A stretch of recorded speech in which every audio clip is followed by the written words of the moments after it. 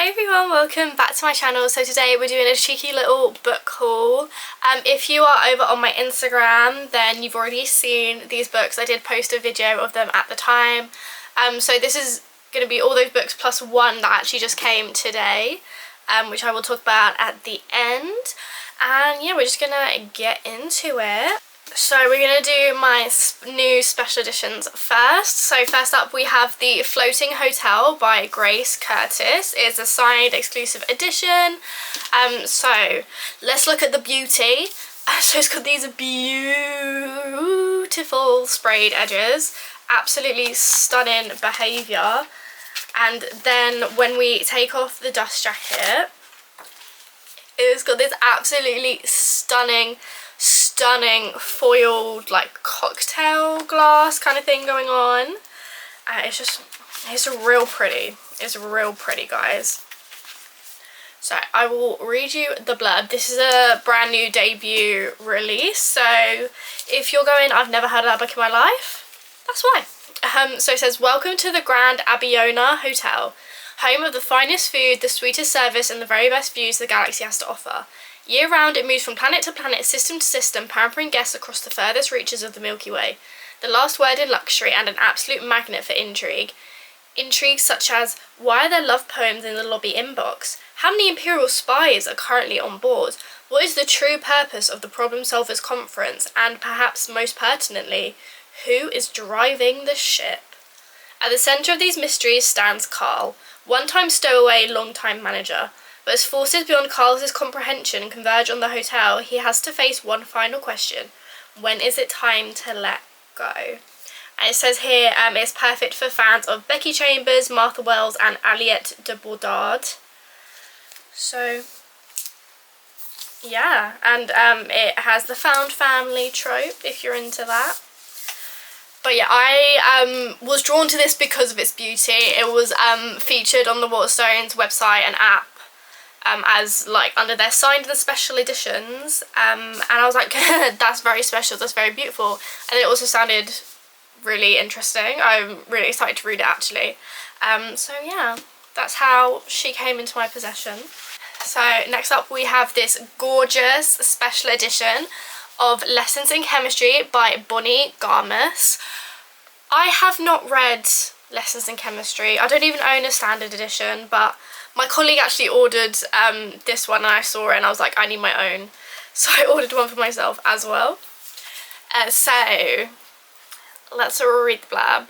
Chemist Elizabeth Zott is not your average woman. In fact, Elizabeth Zott would be the first to point out there is no such thing. But in the early 1960s and her it's the early 1960s and her all-male team at Hastings Research Institute take a very unscientific view of equality. When she finds herself unwed and pregnant, she's forced out, reluctantly taking a job as the host of the TV cooking show Supper at 6. But Elizabeth has no intention of sticking to the recipe. Instead, she teaches women what they're really made of at the molecular level, and in doing so, dares them to change the status quo. So I think it's like baking science. Something like that. Oh, there's one key. Fixed it. So yeah. Baking science romance, I think. Now, I think this is the most beautiful of the lot. One of the most beautiful books I think I've ever owned. It is the Wordsworth edition of Jane Eyre by Charlotte Bronte. Guys, look. She's just so pretty. Like, it's so Caitlin coded. Like, I just love it. And then on the back it's got the quote, I am no bird and no net ensnares me. I am a free human being. It's just so pretty. So pretty. I'm not going to read you the blurb of Jane Eyre. I feel like a lot of people know Jane Eyre. I don't even think this has a summary blurb in it for me to even read it to you. So this one I'm just showing you for the pure prettiness. Okay, and then now this next one, she's a little random. She doesn't look like she belongs here. But it is How to Pray, Reflections and Essays by C.S. Lewis. See, she's random. But I was flicking through this a couple weeks ago, well, before I bought it, and because I was like looking in the religion section, and there's so many like books of C.S. Lewis's, like I think he did like lectures, and then someone's transcribed these lectures or something like that. And yeah, he's got loads there's loads that are like books like this, so I was like, well, let's pick up this one. And I was like reading kind of the first couple pages, and I was like, ooh, it's that, I don't know, it just seems really cute, and like I'm here for it. So we've got her. Next one is Accidental Heroes by Danielle Steele. So this came to my attention because I've mentioned it a couple times before. I think I watch ASMR like nightly, and my top ASMR artist is Soft ASMR, and I actually mentioned her in a comment on my 22 like birthday video, and she commented like happy birthday, and I literally felt like I just met Beyonce. I don't know, I love her. But yeah, she like 3 years ago now, like during COVID times, she did a whisper reading of like the first few pages of this, and I loved the whispers, but also I really loved the story, and ever since then I've been like, I want this book, I want to read this book, I want to read the whole thing, and I just I never did, until now. So I'll read you the blurb. On a beautiful May morning at New York's John F. Kennedy Airport, a plane departs for San Francisco. Security agent Bernice Adams finds a postcard of the Golden Gate Bridge bearing an ambiguous message. Who left the postcard behind? Which flight is that person on? And what exactly does it mean? Her supervisor dismisses her concerns, but she is compelled to contact Homeland Security. As the flight takes off, each of the passengers is looking forward to reaching San Francisco, whether it's for a family reunion, a wedding, or a new way of life. But it emerges that there's someone on the flight planning something terrible. And these strangers' lives entwine as they come together to help avert a tragedy at the 11th hour. As the passengers approach their destination, their futures will be changed forever by a handful of accidental heroes. So there's like, yeah, the TSA security agent, there's a pilot, I think there's a movie star, there's a dad who has just kind of like low-key abducted his son, but like not in like an evil way. I think it's that like his ex-wife is like cray-cray, or like isn't the best parent. I think that's why he's taken his son, not 100% sure. Who else is there? The flight attendant, I think she's pregnant. Pregnant flight attendant. That's all I can remember off the top of my head. But yeah, I think this is going to be like the book I read last summer, At the Captain's Table by Gervais Finn. And it's like just gonna, they all have their own stories, and then they kind of like come together. I think that's what it's going to be. I did see on Goodreads a lot of reviews for like many Danielle Steele books, just being like, her writing's so repetitive, I can't stand her writing, like she just writes the same things, and I'm hoping I won't mind the writing. I am a little bit nervous now that I've seen those reviews, but you know, we'll see. Next up, this one I think has been having a bit of a moment on like Bookstagram, maybe, I don't know, I've been seeing it a lot, and it is The Book That Wouldn't Burn by Mark Lawrence. Look how stunning she is, she's beautiful, but I saw this and I was like, A, she's stunning, and B, what an intriguing title. Like, you've got me from the title, man. I don't even need to read the blurb, I'm like, yes. So fantastic job, Mark Lawrence, at naming your book. I will read you the blurb though. It says, the greatest story can reach the stars. Ivar has lived his whole life trapped within a vast library older than empires and larger than cities. Livira has spent hers in a tiny settlement out on the dust where nightmares stalk and no one goes. The world has never noticed them. That's about to change. As their stories spiral around each other across worlds and time, each will unlock vast secrets about the world and themselves.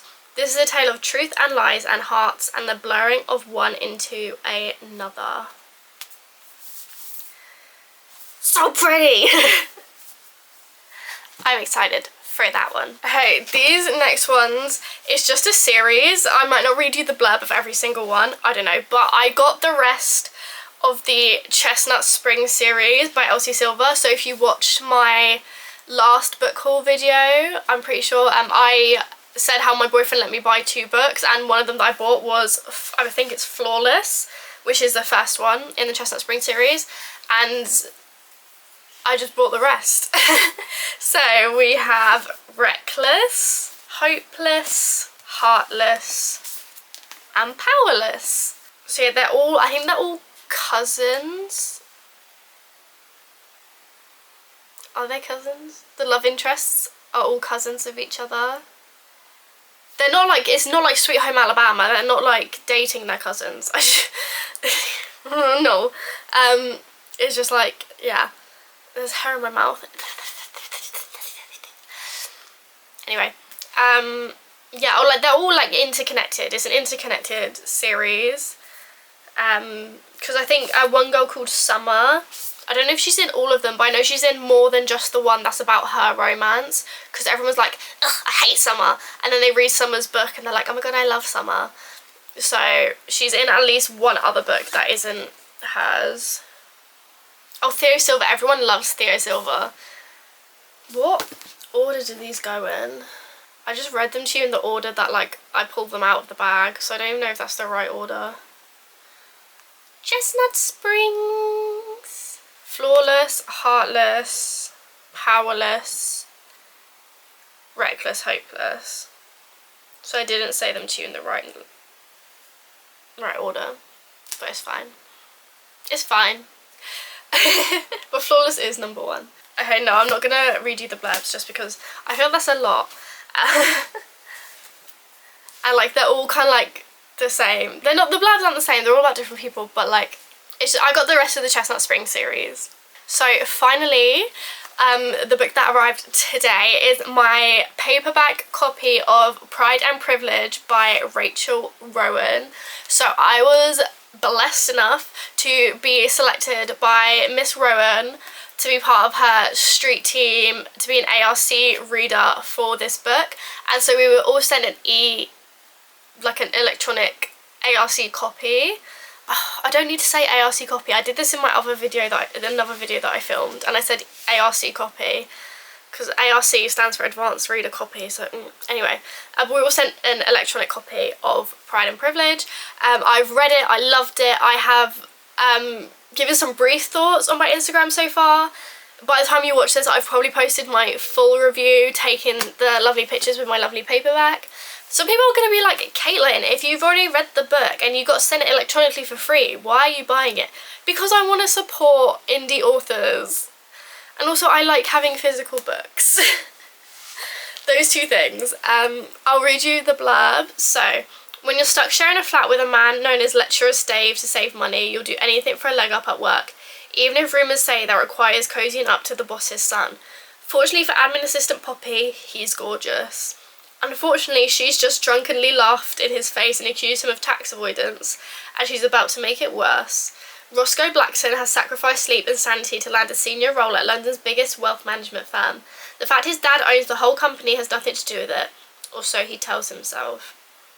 But he can't escape the whispers of nepotism, and his new assistant makes it horrifyingly clear everyone believes climbing him is the best way to climb the corporate ladder. Desperate to prove he's more than his background, Roscoe realises Poppy might have the answer if they can ever recover from their disastrous first impressions. She can teach him how to live without privilege, while he can give her a true taste of luxury. But as their social experiment causes their personal lives to become hopelessly entangled, keeping things professional gets complicated.